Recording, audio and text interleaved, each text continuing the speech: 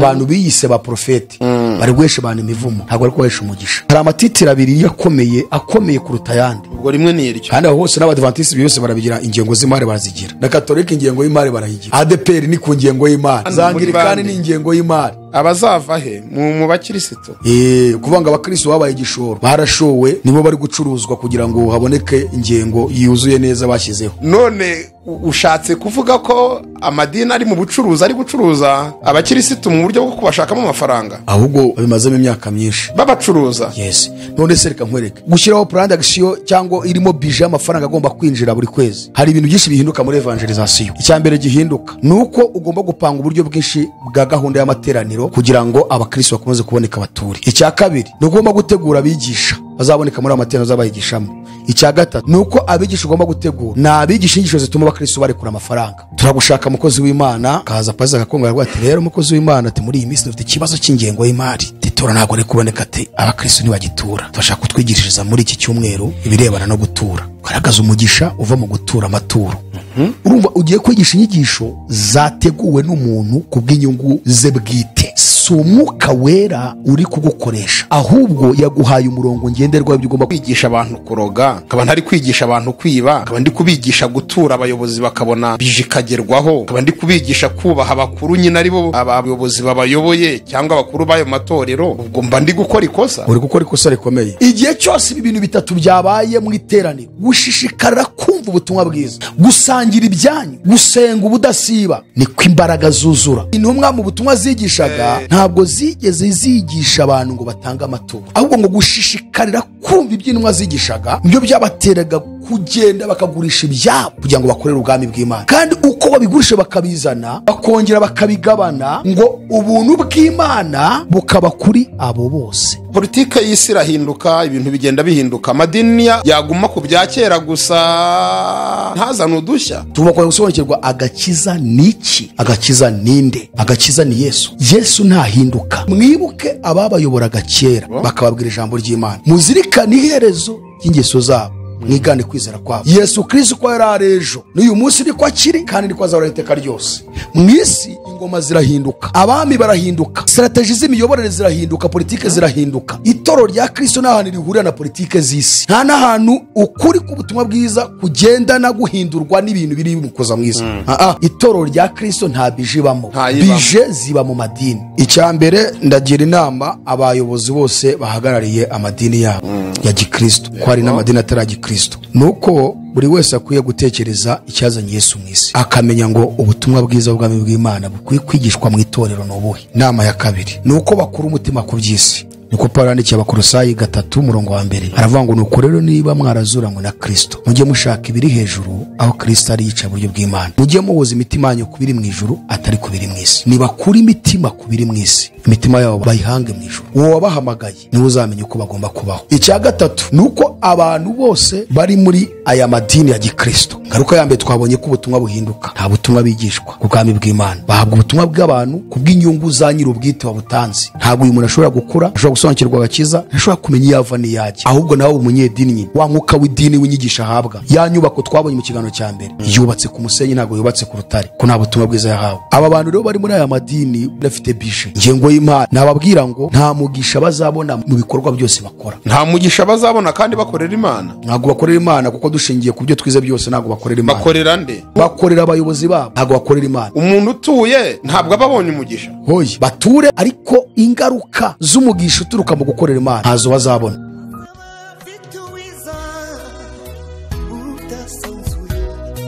Azaba afite ingororano yo guhema buri wese, guhana n'imirimo yakoreye hano ku isi.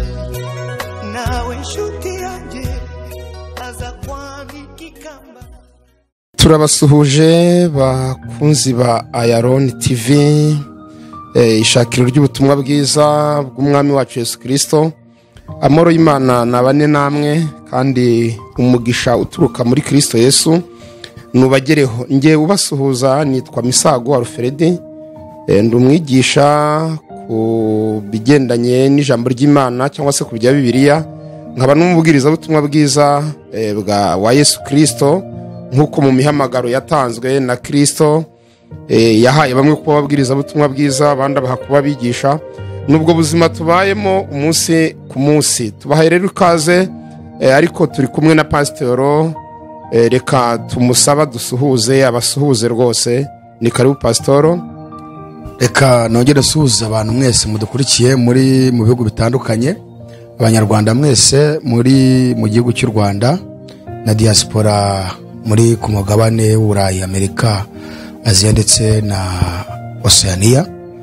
Turasuhuza abashinganahe, abakenyezi, ugwaruka mwese, turavuga bari mu gihugu cy'u Burundi ndetse na diaspora mwese b'abarundi muri kuri iyo migabane, ndetse n'abandi bose bumva ururimi rwacu rw'Ikinyarwanda cyangwa baruvuga rushamikiye ku abavuga ururimi rushamikiye ku rwacu rw'Ikinyarwanda mwese turabasuhuje, mugira amahoro y'Imana. Hanyuma uko bisanzwe ni Jean-Luc Ikingeneye. Ngira ngo benshi mumaze kutumenyera, Imana ibahe umugisha. Urakoze cyane. Tugarutse ku kiganiro twaganiriye ubushize, ni kuri bya bibazo 10. Reka mbisome, nimara kubisoma uradusengera Imana, noneho ukomeze dusubiza kuri bya bibazo 10. Abakunzi bacu bakomeje kugira amatsiko batubwira bati turanyotewe rwose, turabitegereje. Uyu munsi rwose pastor aradufasha kumenya ibisubizo by'ibi bibazo 10. Reka tubisome. Ikibazo cya mbere kiragira kiti: birakwiye ko idini cyangwa itorero rikorera kuri budget? Icyo ni ikibazo kimwe. Ikibazo cya kabiri: ese gusezerera uwapfuye mu rusengero birakwiriye? Ikibazo cya gatatu: birakwiye ko abizera bashya bigishwa igice mbere yo kubatizwa? Ikibazo cya kane: ni ngombwa ko uyobora itorero agomba kuba afite impamyabumenyi ya siyansi mu bumenyi bw'isi? Ikibazo cya gatanu: umuyobozi w'itorero ni ngombwa ko agira escort cyangwa abarinzi bagenda bamurinze? Ikibazo cya gatandatu: birakwiye ko itorero rigira ibyibo by'amaturo hakaburamo ikibo cyo gufasha abakene? Ikibazo cya karindwi: ni ngombwa ko uwakoze icyaha wese yihanira ku karubanda? Ikibazo cya munani: ni ibihe byago itorero ryagira ririmo kwitegura ifunguro ryera cyangwa ameza y'umwami agasubikwa? Ikibazo cya 9: birakwiye ko umukobwa agumirwa, babyita kugumirwa cyangwa se gutinda gushaka, atarabuza abamukunda ngo nuko bamusaba kubana nta bukwe bubaye mu itorero, icyo bamwe bita kwishingira? Ikibazo cy'10: birakwiye ko umukobwa yanga umusore kuko badahuje idini, ariko n'umukobwa ashobora kwangana w'umusore? Ni nkayo yose birasa. Nibyo bibazo 10. Pastor wabanza ukadusengera Imana ikatuyobora muri iki kiganiro. Turagushimiye mwami w'ijuru n'isi, turagushimiye mubyeyi dukunda, turagushimiye wowe wadupfiriye kapfira bari mu isi bose. Niyo mpamvu uyu mwanya turi imbere y'amaso yawe, tukwinginze ngo uzubane natwe. Ubutumwa bwiza tugiye kuvuga bugere ku bantu bose, kandi umwuka w'Imana abwumvisha abantu bose babwumve kandi basobanukirwe imvugo yawe, kuko wavuze yuko ijambo ryawe ryonyine ari ryo mwuka kandi ari ryo bugingo. Reka rero umwuka wera agendere buri wese ugiye kumva ubutumwa bwiza wo dutangiranye, kandi umushoboze gusozanya natwe kugira ngo abashe gusobanukirwa. Natwe tugiye kuvuga ntabari twe, ahubwo izina ryawe rihabwe icyubahiro. Tubyambaje twizeye mu izina rya Yesu Kristo, amen. Murakoze cyane. Mwahera ku kibazo cya mbere: birakwiriye ko idini cyangwa itorero rikorera kuri budget?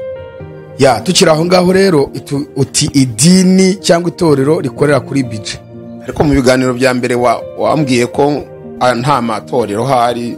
Sinzi impamvu ndi kugarura mu itorero. Ubundi wenda no ikibazo ariko wacyanditse, ariko twarabisobanuye. Ni ukuvuga ngo ni budget cyangwa se ingengo y'imari kugera kuri aya. Amaturo agomba kuboneka n'ayatabonetse ni ibibazo. Waho rwose uko. Hari idini rimwe nzi abapaseri barazengerewe neza. Iyo ingengo itagezweho bahora n'ibibazo. Banamwimura aho ayobora. Kuhamwimura guzaza ahubwo arebye nawe baba bamuhagaritse akabafasha akaruhuko gatoya, kuko bamubwira ngo umuhamagaro wawe ntawe ugihari, kuko atageze ku ngengo y'imari. Kuko umuhamagaro ushingiye ku ngengo y'imari. ntabwo gishingiye ku kubwiriza ubutumwa ngo abantu bakizwe bihane. Ni ukuvuga ngo kugira ngo bamenye ko aho hantu hari ububyutse, hari n'ibihe byiza, cyangwa umwigisha yigishije neza, cyangwa pasiteri ari umuyobozi mwiza, bashingira kuba hari amaturo yageze kuri ya ngingo bashyizeho. Mu gihe itabonetse, niyo pasiteri cyangwa umuyobozi uyoboye aho ngaho yabwira abamukuriye ngo twagize ibihe byiza, yihannye abantu 100 cyangwa 20, baravate wowe urabeshya, ahubwo ikigaragaza ko byabaye kiri hehe ko nta maturo, ingengo twaguhaye ko ntayo turi kubona. Ubwo muri raporo umuyobozi w'irunaka ashinzwe gutanga zihutirwa haba harimo n'ibyinjiye mu mutungo. Urabona icyo kintu cyitwa idini cyangwa itorero, ntabwo twamenye ko ari idini. Ubundi misiyo y'itorero ni uguhindura abantu bo mu isi bagakizwa, bakizera umwami Yesu, bakarerwa naho bakavuga ubutumwa bwiza. Ariko idini ryo ntabwo ari icyo ryubatse. Niyo mpamvu nakubwiye ngo ntabwo ari itorero ahubwo ni idini. Idini icyo rirebaho ni ingengo, ni budget, uburyo amaturo yabonetse. Ntabwo bashyira imbere abantu bihannye, ntabwo bashyira imbere abana bari kuvuka mu buryo bw'umwuka n'uburyo abandi bari gukura mu buryo bw'umwuka, ahubwo kubona ubutumwa bwavuzwe babonera mu ngengo y'imari yabo. Nuko idini rimeze yose, za katolike, za isilamu, biki byose ntaho bareba, ariko bakaba bafite agakingirizo ko kwitwaza ngo mbere na mbere ivuga butumwa, abantu bagire gute bakizwe. Ako n'agakingirizo bifashisha, kuko nyine nta kundi babigenza kugira ngo iryo dini ribeho, nuko ari icyo babifashishije. Ariko wowe ugenzura ureba ukabona ikiri imbere si icyo, ahubwo itorero cyangwa iyo dini rikomeye, ryemewe ko ari rizima, ari uko hari kwinjira amaturo menshi. Ariko se birakwiriye? Ikibazo kibaza niba bikwiriye ko budget yakabaye iba mu madini. Mbere ya byose icyo navuga nuko ntabwo itorero rya Kristo mu isi icyo cyitwa amaturo n'ingengo yayo igomba kugerwaho, ntabwo iryo itorero rya Kristo ntabwo ibyo bibamo. Ntabwo Yesu yigeze dutuma guturisha amaturo, oya, nta nubwo yigeze atubwira ngo tujye dutura amaturo. Ubutumwa bwiza bwakugezeho, umenya ikigomba gukorwa. Babyumvise? Nta hantu ushobora gusanga Yesu avuze ngo mugere mubabwire batanga amaturo. Na Paulo watangije amatorero wanditse inzandiko 13, nta hantu ugeze avuga ngo mu mategeko mbahaye mutanga n'iki n'amaturo, tube turetse cya 10 tuvuga amaturo yonyine. Ahubwo ibiramambu Paulo hari ukuntu yavugaga ngo yemwe bene data, mwebwe nabwirije ubutumwa bwiza, nabyaje ubutumwa bwiza, ndashaka kuzagira Laodikiya, nimva nzagiye Yerusalemu, nimva nzajya muri Antiokiya, ndagira ngo musonzoranye impiya. Iryo jambo ryaringora no kurivuga, gusonza birangora cyane, gusonzoranya. Musonzoranye impiya kugira ngo ninjya nzakenura abakene nzasangayo. Urumva, hari abakene nzasangayo ngomba kuzaba. Ni gute missionnaire papa w'abana wababyaje ubutumwa bwiza, nimva papa nibabyumve muri ya kategori kwa rwego rw'abayobozi b'amadini muri iyi minsi, ko twabonye ko nshobora kubyaza umuntu ubutumwa bwiza, mu by'ukuri koko mu buryo bw'ukanwa nshobora kuba ndi umubyeyi w'Imana yakoresheje, ariko singe mubyeyi ahubwo wankoresheje, ariko uwo ninjye areba. Urumva, icyo nabuzanyije Bibiliya ivuga nuko ufata umuhamagaro ukawuhindura title. Ubu nureba nk'ubu ngubu urimo uravuga ati twakire pastor, nabyo ntabwo ari byo, narengereye. Ushobora kuvuga ngo twakire umukozi w'Imana cyangwa se umwana w'Imana. Nibishaka umukozi w'Imana birorere, twakire umwana w'Imana Jari ikingeneye kandi akaba ari na pastor. Urumva ko kantu? Yego. Pastor ni umuhamagaro, ntabwo ari titiri. Wa muntu wivuga ngo nitwa ugewe nitwa pastor ikingeneye Jari, wabyisha. Ubwo ni titiri 3. Nitwa pastor ikingeneye Jari. Ntabwo pastor bikiri umuhamagaro, ahubwo byahindutse titire yawe. Urumva icyo kintu? Kandi aya matitire Yesu ntayemera. Niyo mpamvu Yesu yabwiye abigishwa ngo muramenye ntimuzitwa abigisha, kuko umwigisha wanyu ari umwe, ari Kristo. Muramenye ntimuzita abantu ba rabi, nanone kandi bisobanura ngo mwigisha. Arabibuzanye. Ni ukuvuga ngo ikintu cyitwa titire Yesu ntagishaka. Mu yandi magambo reka mbivuge gutya, titire z'isi zirahari ariko mu by'iyobokamana nta titire ihaba. ariko hari titire zigendanye n'umuhamagaro. Aha bamwe kuba intumwa, umuntu aramutse yarahawe kuba intumwa. Ijambo intumwa ntabwo ari titire. Kandi yarahawe kuba intumwa. Undahabwa kuba umuhanuzi. None se Bibiliya iravuze ngo yiswe intumwa? Oya, yarabihawe, yahawe kuba umuhanuzi. Yarabibaye, ntabwo ahubwo ari izina, ahubwo yabaye byo. Icyo yabaye cyo rero ntabwo ari titire, ahubwo ni umuhamagaro. Ngo hari abiyise uko batari. Yes. Ni ukuvuga ngo niba ngiyeho ni pastor ntabwo ari titire. Pastor ni umuhamagaro ndimo. Ariko niba mbihinduye titire ni ukugira ngo ndye abantu, ni ukugira ngo nishyire hejuru, ni ukugira ngo mbakandamize, ni ukugira ngo mbayobore. Niyo mpamvu mu kwivuga cyangwa kuvuga twakira umwana w'Imana Jean-Luc Ikingeneye, missionary. Ni missionary, ni pasiteri. Ibyo uhise ubyerekana ko impamvu nicaye aha ni ibyo bintu bibiri. Pasitoro, misiyoneri, ni ukugira ngo isohoze icyo ngicyo nabaye cyo imbere y'abantu. So rero ni ukuvuga ngo amatitire, iyo ufashe umuhamagaro ukawuhindura titire, urashaka kuwurisha. Urashaka kwiyemera ku bantu no kwishyira hejuru imbere yabo. Ubu aka kanya mvuze ngo Profete Misago nabashatse kujya ry'abantu. Profete ho ni ikindi noneho. Muri Bibiliya nta hantu tubona umuntu yigeze yita umuhanuzi. N'abandi babimwitaga n'Imana yamuhamagaye. Kuko guhanura ko ni ikindi, kwigisha aho ushobora gukora n'ubushakashatsi bwanjye, nkazana n'izo siyanse na filozofi nkihindura umwigisha. Ariko ubuhanuzi ni message iza ako kanya. Babwire none ugiye kwita umuhanuzi koko urabizi niba ejo uzahanura. None ko hari abantu batajya babura ubuhanuzi, igihe cyose wabasanga wabasangana ubuhanuzi baguhanurira, ntabwo baba bari gukorana n'Imana. Igihe cyose umusanze ntushobora kubura ubuhanuzi kuri we. Misago, njyewe ndi umuhanuzi. Ubu igihe cyose nakubwira nti mpanurira ntiwahanura. Ahubwo uvuga uti iminsi tumaranye naraguhanuriye. None kukimana kumanura kandi ko tumaze gusegana kangaye ko ntaguhanura kandi ndi umuhanuzi. None unzize iki kuki utamanurira? None se nijye uhanura cyangwa wahanura Imana? Niko ntiwasanga ari icyo dupfa. Ntabwo njye mpanura, Imana niyo ihanura igacisha ubwo buhanuzi muri njyewe nkabuguha. Ubwo nta kigiguha nkumpe. Ubwo rero ndamutse mpanura buri sekonda buri kanya, naba ari njye wahindutse Imana. Ni njye ugomba kumenya ibikubeshaho n'ibigize gute. So umuntu wise iyi titire akatitire yo kuvuga ngo ndi Profete, umuntu akibyumva niba mwari muri n'inshuti, itukura yawe maguru iruke hunge, kuko Imana igiye kumukoresha ntabwo ari data wa twese.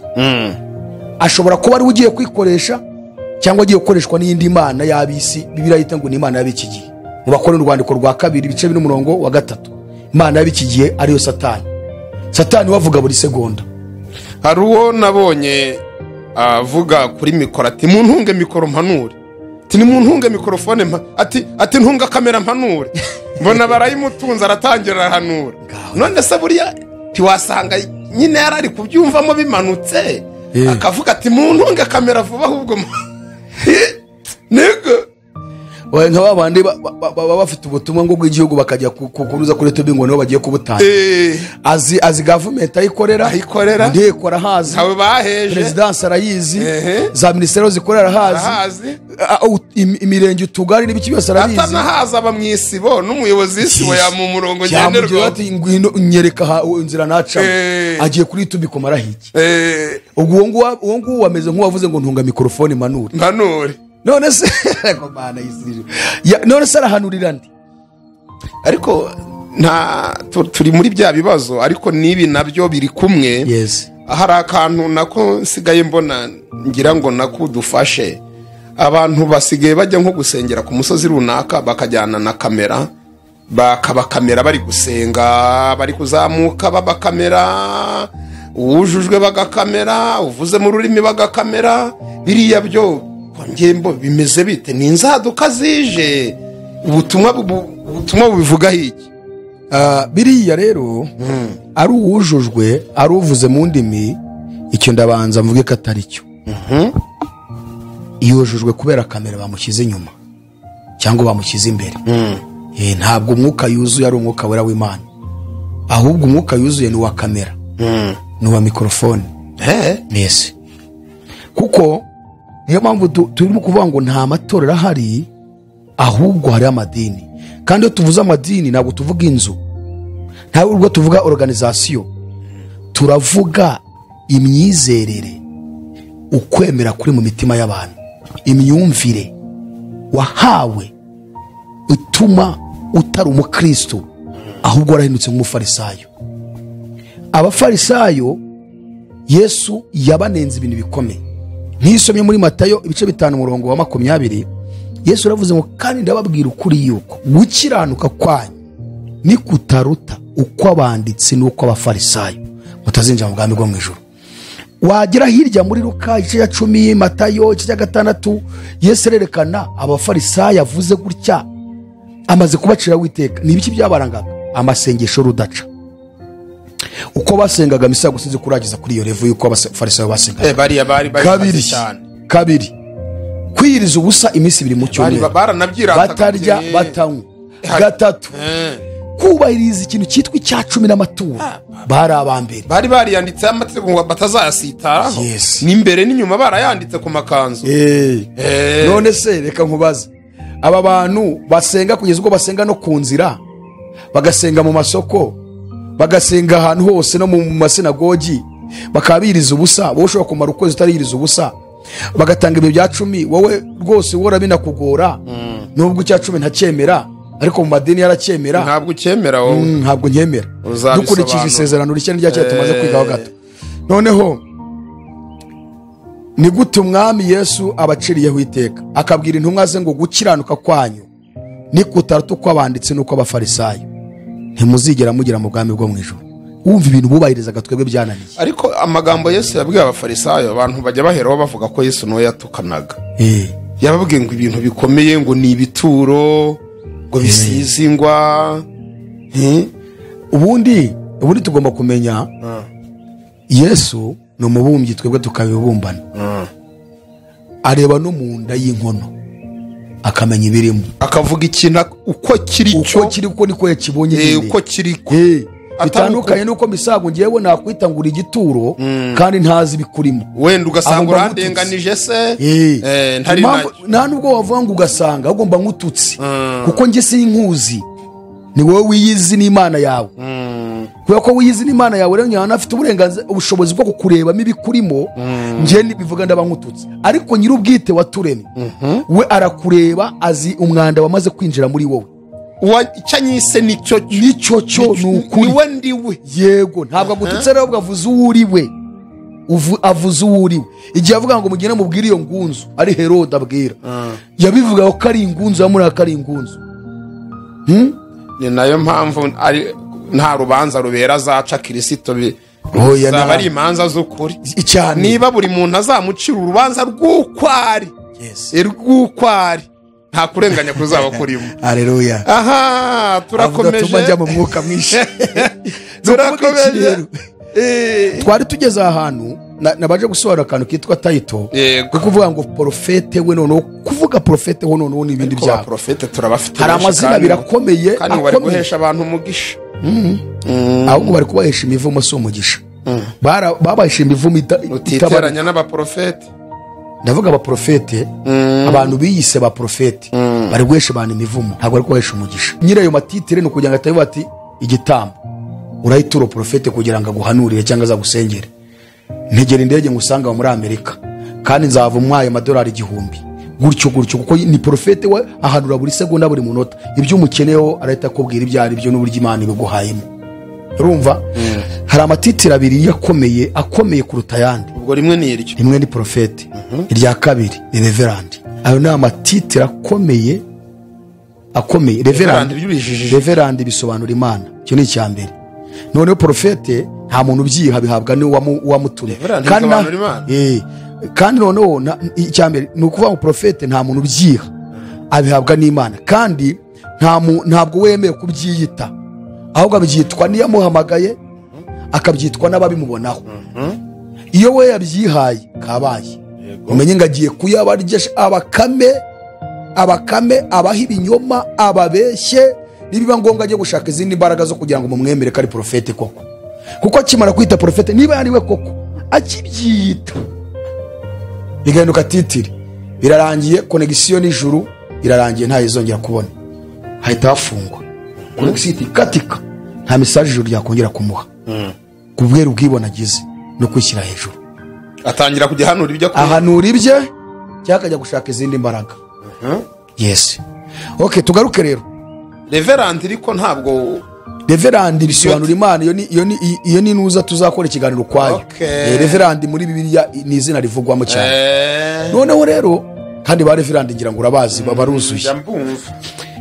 Okay, nukuvuga ngo idini niryo, urumva, idini niryo rishyiraho bije y'amafaranga agomba kuboneka buri kwezi cyangwa buri cyumweru.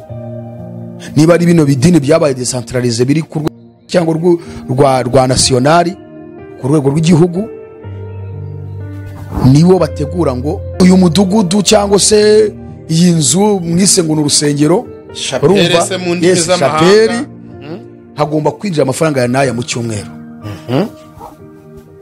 Kandi aho hose n'abadventiste byose barabigira ingengo z'imari barazigira.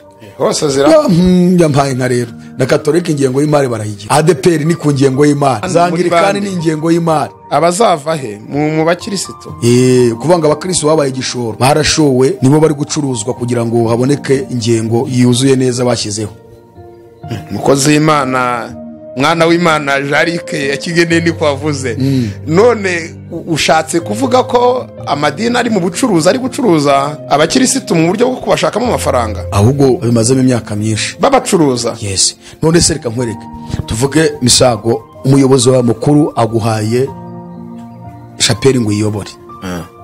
Chapeli y'abantu 500 cyangwa 1000, arangije ati rero dukeneye amaturo nibuza ageze ku 500 buri kwezi. Buri kwezi turashaka kuyabona ahangaha. Urumva bakristo, none se ayo maturo azava he? Niye hazava? Azava hanze ya chapeli cyangwa azava muri chapeli? Muri uko kwezi nihagira abarwara, oya nsubize cyo nkubajije, azava hanze ya chapeli cyangwa ni muri chapeli? Nyine azava muri chapeli. Chapeli ni iki? N'abakristo cyangwa n'iriya nzu bateraniramo? N'abantu.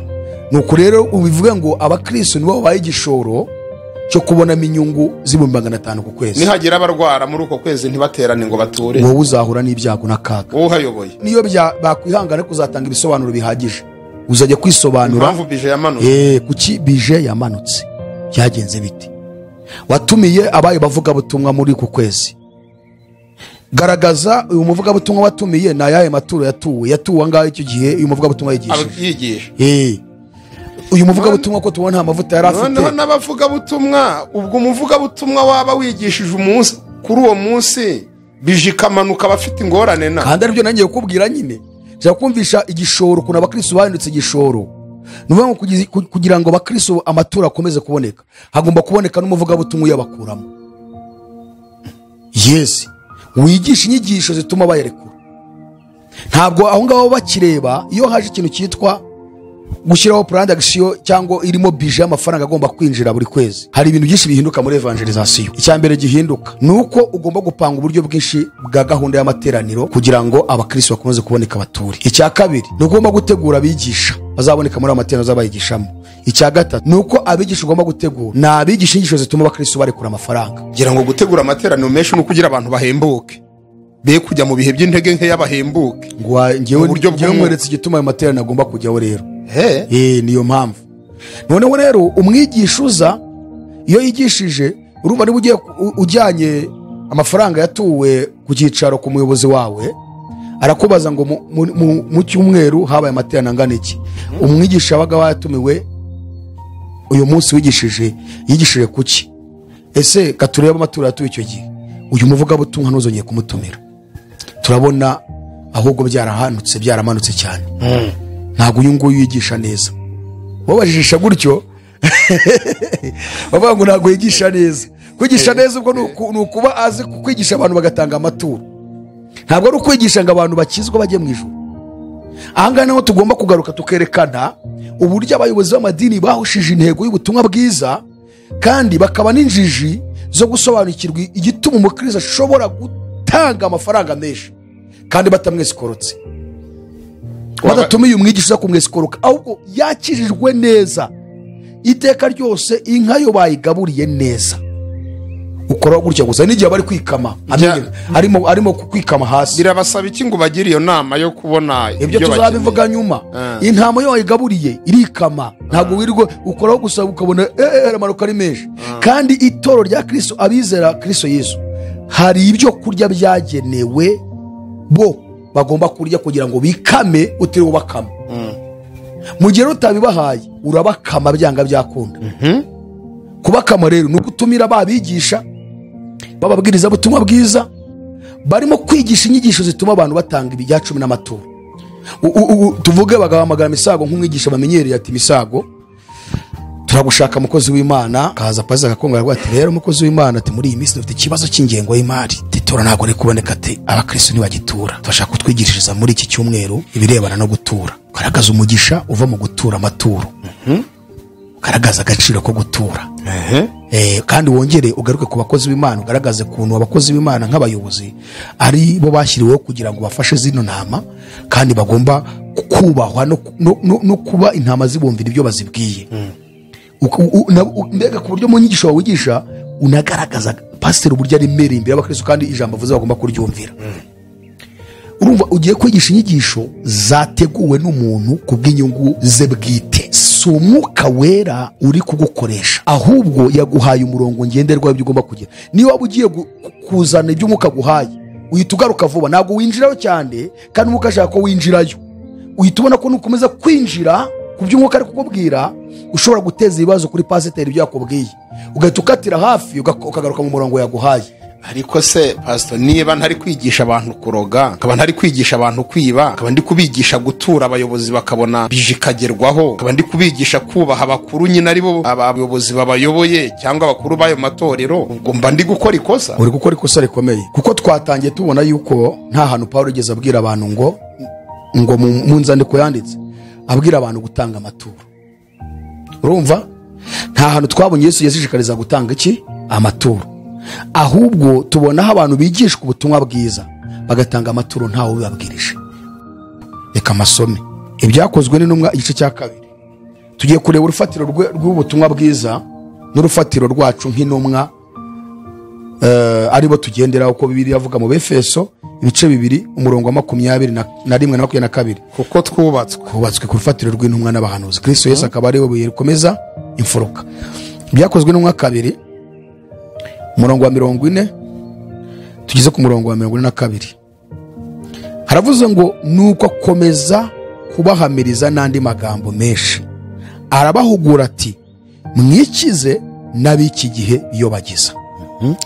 Nuko abemeye amagambo ye barabatizwa, abongewe ku basanzwe kuri uwo munsi baba nk'ibihumbi 3. Umurongo wa 42 niwo murongo ushaka cyane, ndetse na 43 turasoma. Bahoraga bashishikariye ahantu man banifuza ko umuntu wese ibintu abyumva, bahoraga bashishikariye iby'intumwa zigishaga, bagasangira ibyabo. Aba tuzagaruka umunsi tuba kureba rya turo ry'abakene. Bahoraga bashishikariye iby'intumwa zigishaga, bagasangira ibyabo no kumanyagura umutsima no gusenga. Ibintu 3 bakoraga, gushishikara kumva inyigisho z'intumwa. Inyigisho z'intumwa zigishaga amaturo. 2, bagasangira ibyabo, nta wikubiraga, barabisangiraga. 3, bakaba mu masengesho adashira. Noneho umurongo wa 43 tuvuga ngo abantu bose bagira ubwoba kubera ikize, kubera ibintu 3 tubonye haruguru: gushishikara kumva ibyo intumwa zigishaga, gusangira ibyabo no gusenga. Umva ikintu cyabaye rero kubera iyo mpamvu. Abantu bose bagira ubwoba, nuko intumwa zikora ibitangaza n'ibimenyetso byinshi.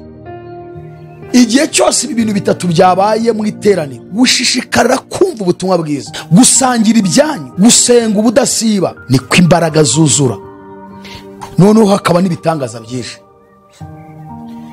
Ahantu hose usomye hambere tubonye aba bantu basangiraga ibyabo, ntabwo rimwe azavuga ngo muzane amaturo. Twagiye ahandi mu gice cya 4 igihanda, ariko ubwo nakibaza niba ari cyo cyatumye ibitangaza muri iki gihe bigabanuka. Ibitangaza byabaye bikeya. aho ngaho ngewe nifuza ko tuzagaruka turi ku kibazo ni cyakangaye wavuze, kiriya cyo kuba hashyirwaho ibyibo byo gutura amaturo, ariko icy'umukene ikizi kikabura. Aha rero niho tuzagaruka turebe ikibazo kiri muri aba bantu bitwa ngo ni abapantekote. Baracyita abapantekote kandi byararangiye, umwuka wamanutse ku munsi wa pantekote ntawe ugihari. Baratubeshya rwose.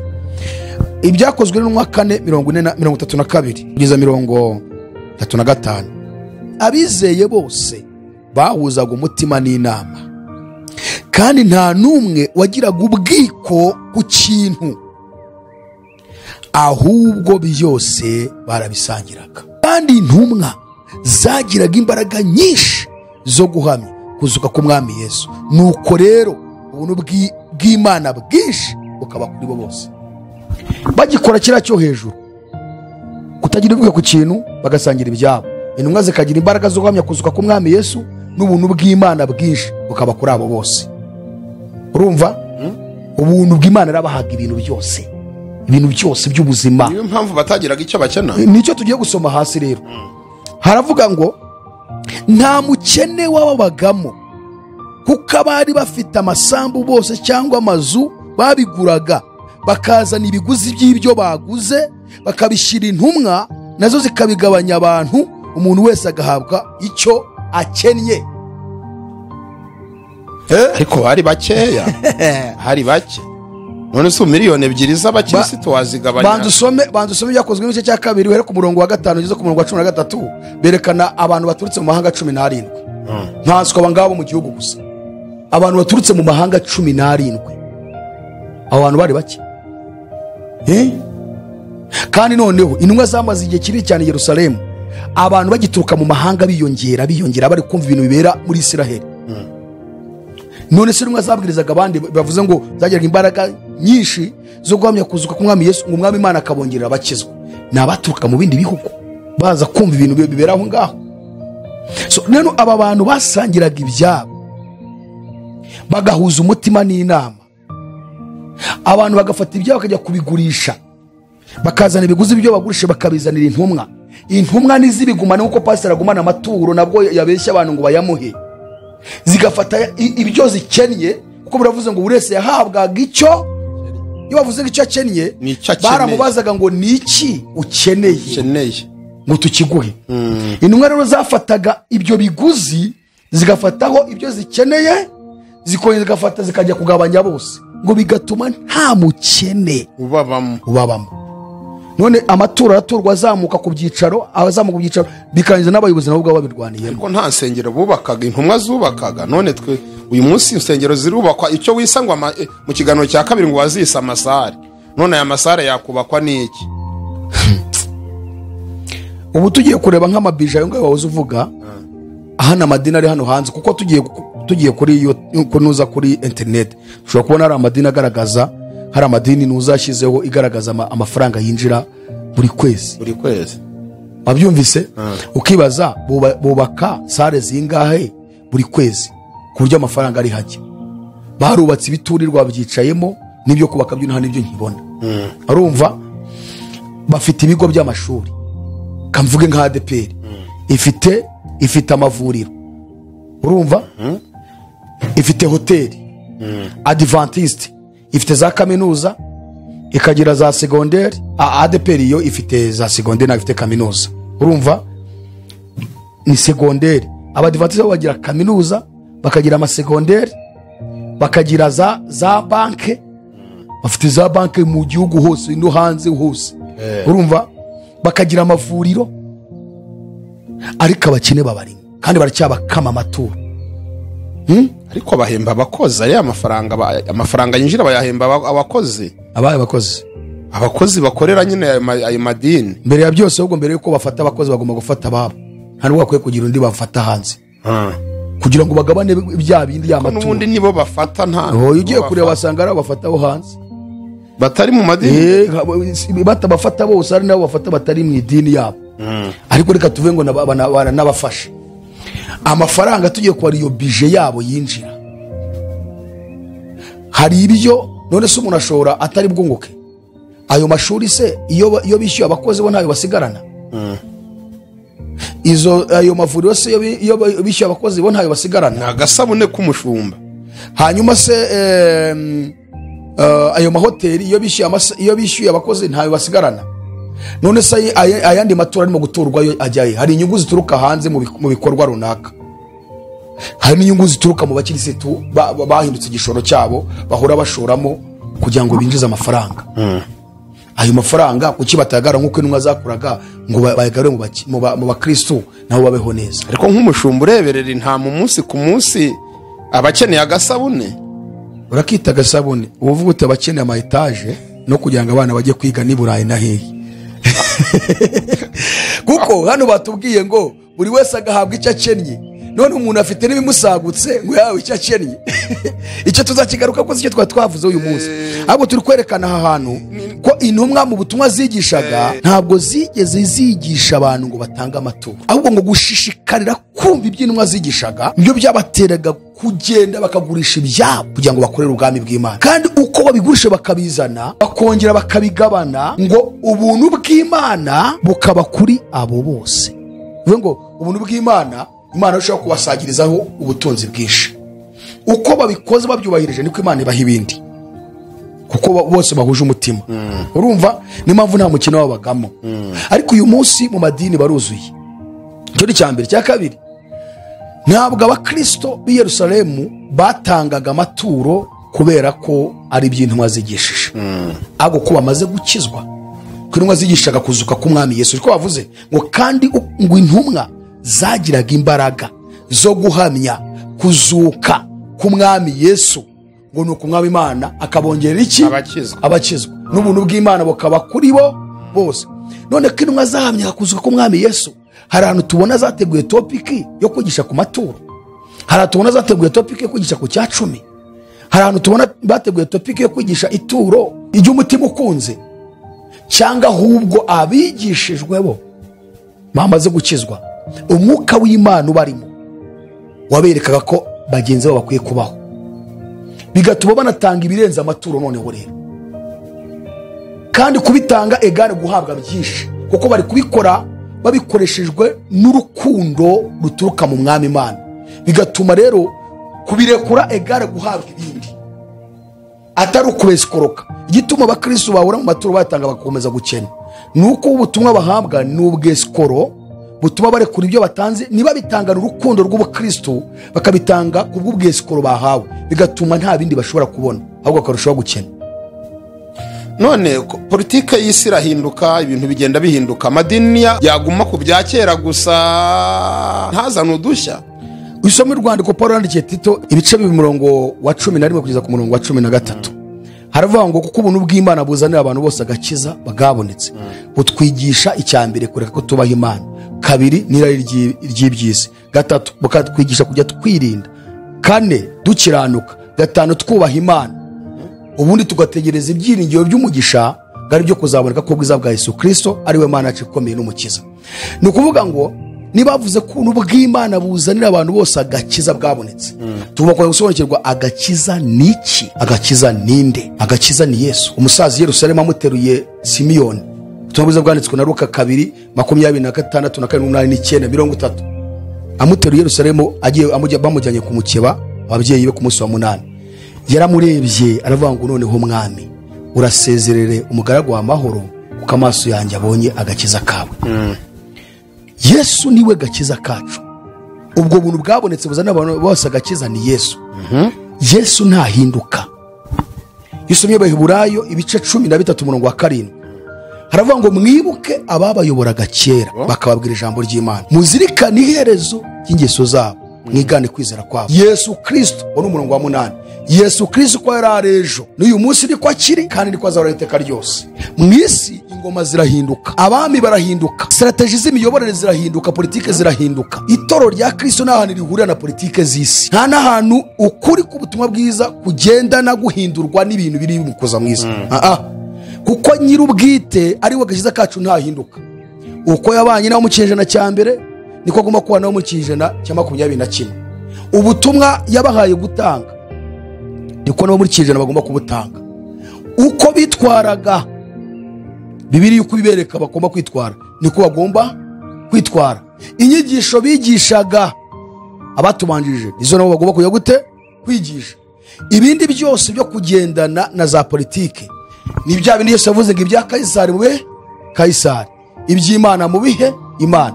Iyo tugeze mu cyitwa religion iyobokamana bitandukanye kure cyane na politike z'isi. Mugendere ibyo mwumva ibyo leta zibabwira, ariko icyitonderwa leta nishaka kwitambika mu by'iyobokamana ryanyu muhite muhaguruka ahubwo muhamye kugeza ubwo munapfuye. Kuko niba mwanga gupfira ubutumwa bwiza Yesu azabihakana nk'uko yabivuze ngo uzatinya kumamiriza imbere y'abantu, nanjye nzatinya kumamiriza imbere ya Data imbere y'abamarayika. Aho niho bagiye kuvuga ngo itorero ngo rizarengana, ngo tugije akarengane ngo ati Kristo ngo amaze kuza ngo itorero ngo rigiye. Abandi bakavuga ngo anti Kristo agomba gutoteza itorero rigihari. Ukagira ngo gutotezwa kw'itorero kwigeze guhagarara. Ni twebwe twabitinye gutotezwa, ariko gutotezwa kw'itorero ntibyahagaze. N'ubu birahari. Nose ubwo iyo bavuze ngo narayobye niba bari kunoteza. Nose bagize ngo ninye ko bamvuga ko nayobye, uwina kongera kubivuga. Nahita mbitinya avuga ngo sija ko bazaba bakondo umuyobe. Nta karengane gahari, ntibifitanye isano nuko abantu baba bavuga ibyo baba batoteza abakabarenganije bashaka. Nukuvuga ngo barahuje neza. Birengagije kwera ukuri kuzuye, bagira bimwe bahurizaho babishuti. Bambikanye impeta. None se urugero hari umurongo twaherewe mu kiganiro cy'ubushize twavuze muri Yohana 15:18 kugeza ku murongo wa 19. Niba Yesu avuze ngo abisi bazatwanga, akongera akavuga yuko bazaturenganya ko nabo bamurenganyije. Akagaruka muri Matayo ati namwe muzahirwa uko bazabarenganya bakabatoka bakabeshyira ibyinshi babampora. None se wagize ngo ugize birangira? Ubu twe turano muri Afurika ngo nidutoteze uko twishushanyije, tuvanga ishusho y'agakiza n'ishusho y'isi turabivanga. Ariko hari abantu bari muri Aziya bari gutotezwa bazira ubukristo. Hari abari mu Bushinwa barimo gutotezwa, hari abari mu Buhinde bari gutotezwa, hari abari Somalia bari gutotezwa bazira ubukristo. Twebwe rero Abanyaburayi, Abanyamerika, abantu ba hano muri Afurika twafashishe ishusho y'isi tuyizana mu bukristo. Tugira tubishuti z'abisi kugeza ubwo dutinya guhamya ngo duhamirize n'abayobozi b'isi, ahubwo tubagira inshuti. Niyo mpamvu nabuze mubwira ngo ubu butinganyi bwogiye mu bihugu. Ninde mu pasiteri cyangwa aposo wari wajya kuri televiziyo ngo yigisha bati ngiye kubasobanurira ingaruka z'ubutinganyi n'abantu babukora ko bagiye kurimbuka? Avuga ati bayobozi turabaha imiburo, mugarukira aho ngaho, ibi bintu birimo kwinjira mu bihagarike kuko tugiye kubereka ingaruka bwagiye buzana. Ahubwo iriya mpamvu nibategura inyigisho zo kugira ngo bagere kuri bije yabo.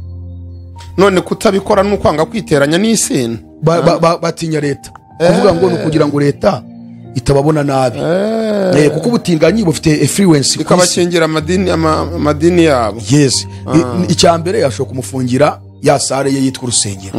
Leta igahita imufungira ati uri masuzugura uraviyora itegeko. Agahomba zirya bije. Urumva baramufungira ati parika ntabwo wemewe nturi umuvuga butumwa. Urumva icya kabiri ashobora kuba ati banamfunga. Kubw'iyo mpamvu aritegura inyigisho zo kwigisha kugira ngo bije yuzure iboneke. Ingengo y'imari yateguye mu kwezi mu cyumweru yuzure. Arashaka abigisha bigisha ibyo ashaka, ariko umwigisha nka Misago uza kuba ati ngiye kubigisha ibihe by'imisi imperuka. Ngiye kubereka ubuyobe bwadutse bugomba kuzaduka mu bihe by'imisi imperuka, kandi bukaduka mu matorero ya Gikristo kugeza ubwo amatorero ahinduka amadini atakiri itorero. Ntago bagutumira. Nagutumira avuga ati Misago ndamuzi ni umwigisha, topiki wamutegurira yayigisha. Arategura neza nziza cyane y'icya 10, avuga ati ngo niyigishiriza abayoboke banjye cyangwa abafana banjye cyangwa se abakiriya banjye ubigishe ku cyacumi kuko ntibagitanga icyacumi. We ntabwo yavuga nk'uko mbivuze, wavuga ati wigisha abakristo banjye, bakunda kuvuga ngo banjye tuyishiriza abakristo shahu dore ntibagikorera Imana. Baba baraguye nyine bagira ngo babyuke bakizwe, batanga icyacumi. Baba bataraguye. Gutanga icyacumi ni ukubyuka. Nusi umuntu yaguye ntumubyutsa. Umuntu yaguye uramubyutse. Niba umuntu atagitanga icyacumi urumva yaraguye.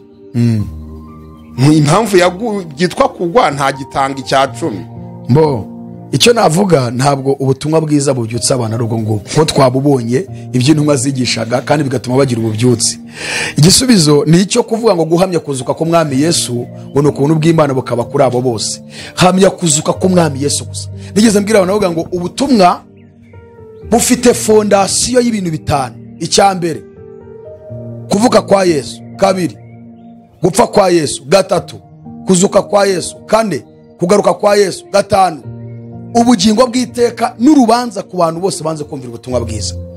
Iyo ni inyigisho wakwigisha ukarinda upfa utarayirangiza kuko ikubiyemo ibintu byinshi. Ntabwo ushobora kuvuka kwa Yesu utarigisha uwo Yesu wari we, aturuka hehe, Imana yamugeneye isi gute, urahera mu ijuru. Iyo iratuma ujya no mu itangiriro kandi ugiye kubyerekana byose. Yesu yazanywe n'iki? Ni ikiremwamuntu. Ikiremwamuntu cyabayeho gute? Ugiye mu itangiriro. Urumva ko kuvuka kwa Yesu byonyine ni inyigisho wakwigisha ntizanarangire habe na rimwe. Urumva? Noneho rero intumwa ngo zahamyaga kuzuka ko mwami Yesu, kandi kukubihamya ngo nuko Imana yabaga imbaraga bagahamya ngo n'ubuntu bw'Imana bukaba kuri bo bose. Noneho ibintu by'ibyacu n'amaturo ahubwo bigatangwa n'abantu bahawe Yesu kuko bamwigishijwe. Muri iki gitabo cy'ibyakozwe n'umuntu ahantu tubona icyacumi, ahubwo bazanaga amaturo kandi amaturo bagatanga ibirenze icyacumi. Ibirenze iki? Kandi bagatangana umutima ukunze. Ukunzwe si itegeko, umutima ukunze binyuze mu rukundo rw'umwami bakiriye muri bakunze intumwa ko zigomba kubaho, bakunze bagenzi babo ko bagomba kubaho, maze ingengo y'imari kazamuka kandi intumwa zitabyigishije. Kandi yazamuka intumwa zikavuga ngo ninde mukino urimo akennye iki, ntawe ugenda ubeho. Ubwo nta bije yabaga mu itorero ry'umuntu. Ahubwo uvuga uti itorero rya Kristo nta bije ibamo, bije ziba mu madini. Ubwo abazi ko bafite bije bose biyumve ko ari amadini. Ni idini, si itorero rya Kristo. Kuko tubonye fondasiyo y'itorero, tubonye itorero mu gutangira kwaryo, twabonye intumwa nka Pawulo we abwirije ubutumwa ntabwo yigeze ababwira ibyo ngibyo. Kandi iki gitabo nicyo tugenderaho. Uki batagendera kuri iki gitabo nibyo nakubwiye mu kiganiro cy'ubushize. Nakubwiye nti gushyiraho kiriya gitabo cy'indongoza amabwiriza agenga ngiryo torero byarangiye n'ikiri torero ryanditse iki idini, kuko muri ayo mabwiriza harimo nuko amatora agomba guturwa n'izo ngengo niho zandikwa, byose niho bitegurirwa. Ntabwo rikiri torero ryahindutse idini. Batuye ntibajye bije bayihorera ariko bakajya batura, hari ikibazo se bije bayihorera bagatura. Ngiye cyo ndi kuvuga ni iki? Iyo washyizeho bije uhindura n'ubutumwa kugira igerweho, kugira ngo igerweho. Iyo bije yavuyeho wigisha ubutumwa bwiza, ariko usobanukiwe ubutumwa nabwo, kandi kushobora kuyivana ariko nabwo ubutumwa utabuzi. Urumva kuri biriya bintu bitanu mvuze. Ariko uyivanyeho ukigisha ubutumwa bwiza, abantu bakora neza nk'uko itorero ry'i Yerusalemu babigenzaga. Yes. Bakunzi ba Ron TV, iki ni ikibazo cya mbere kivuga ku bigendanye na bije ziri mu bigaragara nk'amadini cyangwa se amatorero hano hanze, aho usanga abantu bagira bije bakoreraho runaka cyangwa ingengo y'imari azagerwaho mu gihembwe, mu kwezi se cyangwa mu cyumweru nk'uko bigenda bigaragara. Aha rero niho pastor arimo arasobanura agaragaza ko bije zitakabaye zibaho biramutse ari itorero by'ukuri rya Kristo cyangwa ry'abana b'Imana bategereje kugaruka kwa Yesu. Bije zitakabaye zibaho. Ubwo rero muri kumwe natwe muri iki kiganiro mugendera kuri bije, murabyumvise. Niba mumunyuzwe muzatubwira muri komenti, niba mutanyuzwe nabwo muzabitubwira. Pastor, hari ikindi kibazo se wasubiza muri bya bibazo? ikindi kibazo igihe cyaturangiranye ahubwo wenda reka nkore conclusion kuri ubu butumwa bwiza. Icya mbere ndagira inama abayobozi bose bahagarariye amadini yabo ya gikristo, ko hari n'amadini atari gikristo, nuko buri wese akwiye gutekereza icyazanye Yesu mu isi, akamenya ngo ubutumwa bwiza bw'ubwami bw'Imana bukwiye kwigishwa mu itorero n'ubuhe. Cyo ni icyambere.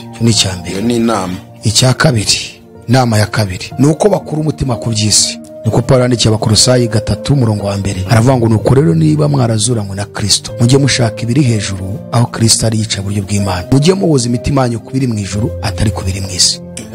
Nibakura imitima kubiri mu isi, imitima yabo bayihange mu ijuru. Uwo wabahamagaye niwe uzamenya uko bagomba kubaho. Niba mara guhindura ubutumwa kavuga ubutumwa bwiza bw'ubwami bw'Imana, bagahanga imitima yabo mu ijuru, kandi deja mu guhindura ubutumwa byarangiye imitima yabo yamaze kureba mu ijuru. Imana izabagenera ibibabeshaho. Urumva? Icya gatatu nuko abantu bose bari muri aya madini ya gikristo bicaye muri bishe nta mugisha n'umwe bakorera habe na muke. Twamaze kubona ingaruka za bishe. Ingaruka ya mbere twabonye ko ubutumwa buhinduka, nta butumwa bigishwa ubwami bw'Imana, bahabwa ubutumwa bw'abantu kubw'inyungu za nyir'ubwite wabutanze. Ntabwo uyu muntu ashobora gukura, ashobora gusobanukirwa agakiza, ashobora kumenya iyava n'iyajya, ahubwo nawe umunyedini nyine wa mwuka w'idini w'inyigisha ahabwa. Ya nyubako twabonye mu kiganiro cya mbere yubatse ku musenyi, ntabwo yubatse ku rutare, ko nta butumwa bwiza yahawe. Aba bantu rero bari muri aya madini bafite bishe, ingengo y'Imana, nababwira ngo nta mugisha bazabona mu bikorwa byose bakora. Nta mugisha bazabona kandi bakorera Imana. Ntabwo bakorera Imana, kuko dushingiye ku byo twize byose ntabwo bakorera Imana. Bakorera nde? Bakorera abantu. Nta mugisha umuntu. Bakorera abayobozi babo, ntabwo bakorera Imana. Umuntu utuye ntabwo ababonye umugisha. Hoye. Utanze icya 10 nta mugisha babonye. Kandi twamaze kubibona neza ko niba hashyizweho iyi ngengo y'Imana cyangwa si ibije, ibintu byose bihinduka n'ubutumwa. Uyu muntu wamaze guhindura ubutumwa kubw'inyungu ze, nta mwuka w'Imana ukorana nawe mu gutanga ubutumwa. Kandi igihe umwuka w'Imana atakoranye nanjye mu butumwa ndimo ndatanga, nta rukundo rw'Imana rubirimo. N'abakira ubwo butumwa nta rukundo rw'Imana rubageraho. Ibyo bari bukore barabikora kubwo inyigisho yatanze zitari mu mwuka w'Imana. Bature, ariko ingaruka z'umugisha uturuka mu gukorera Imana ntazo bazabona. Niyo mpamvu usanga hari bamwe bakora banga iri dini ribamo abakene benshi. Kuki ribamo abakene kandi hari ingengo y'Imana, hari ibiki? Nta mugisha babona none. Oya, umugisha wifatika w'ibifatika ntawo babona, ntabwo bibagarukira. Oya, ntabwo byabagarukira. Baba babibye se ntibabagomba no gusarura. Bazasarura mu wababeshye, ariko ntibazasarura ku Mana, kuko ntabwo ariyo bakoreye. Ikibazo wababeshye nuko atagaruka ngo yongera abahe babeho. Noneho pastor rwose icyo nicyo navugaga rero, nicyo kintu mvuze. Niba mucice muri ayo madini arimo ingengo y'Imana, pastor, bishop, archbishop, musenyeri, apostle n'abandi, mukaba mukishishikariza abantu ingengo y'Imana, mugatesha umutwe abo muyoboye bari munsi yanyu nabo bayoboye abandi, ibyago bibariho. Kandi Imana izabibabaza, kuko ntabwo ari ubutumwa bwiza mu murabwira abantu. Kandi Imana irababaye. Bazabiki? Biravuga ngo bazakubitwa inkoni nyinshi. Reka ariho nsoma mete soza. Hasome. Ubutumwa bwiza bwa Yesu Kristo bwanditswe na Luka. Bazabiki uri kubatera ubwoba. Nuza Yuda yaravuze ngo abandi mubakirisha ubwoba mubahubuje mu mura waka. Nicyo uri gukora? Abandi mubakirisha ubwoba mubahubuje mu muriro waka, ngo mwanga ndetse n'umwenda utewe ibizinga n'imirimo. Bari bukumvire? Bari bukumvire baze banyira amatwi yumva, banyira amatwi yumva barumva. Kandi bavanga amatwi ari mu rupfu ntajya yumva. Somira iryo somo turisorezeho. Niba urupfu rwarabagezemo rwo gupfa mu buryo bw'umwuka, ntabwo ari bwumvira ihoni turi kuvuza. Vuza ihoni, somira iryo somo asanga marayika manutsemo. Luka 12:42 kugeza 48. Haravuze ngo umwami Yesu aramusubiza ati, ninde gisonga gikiranuka cy'ubwenge shebuja azasigira mu rugo rwe ngo abagirere igerero igihe cyaryo? Hahirwa uwo mugaragu shebuja azaza agasanga abikora.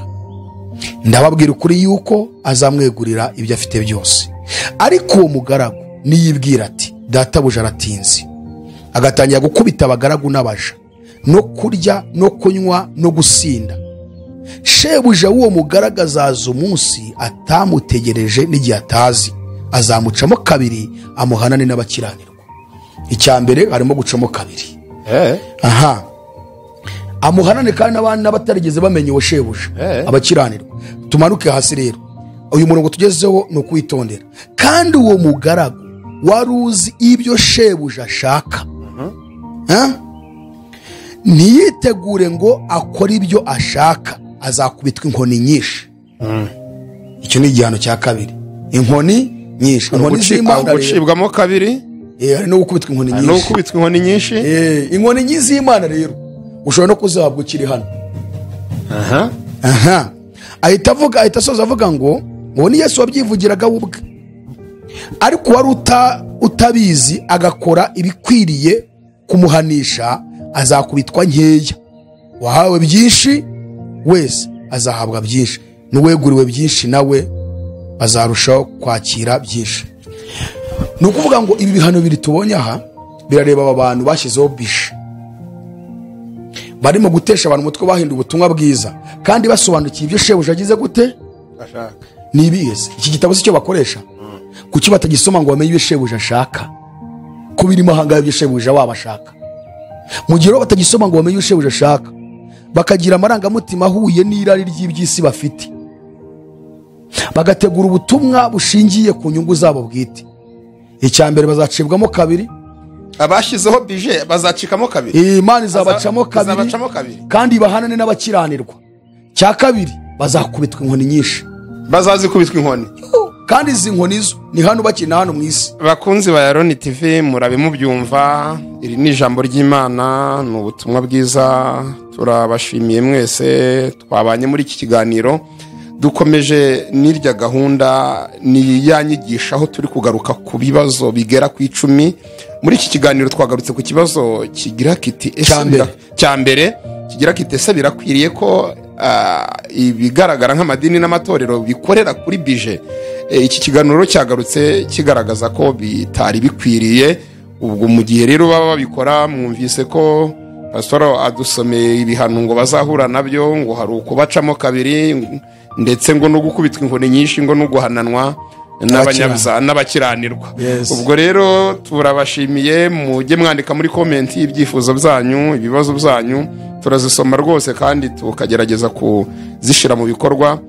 Mujye musharinga bagenzi banyu, ufite n'abavandimwe ubutumwa bwiza kugira ngo nabo bubashe kubageraho. Kandi uramutse udusuye kuri Yaroni TV ari ubwa mbere, ushobora gusiga ukoze subscribe, ntacyo bitwaye.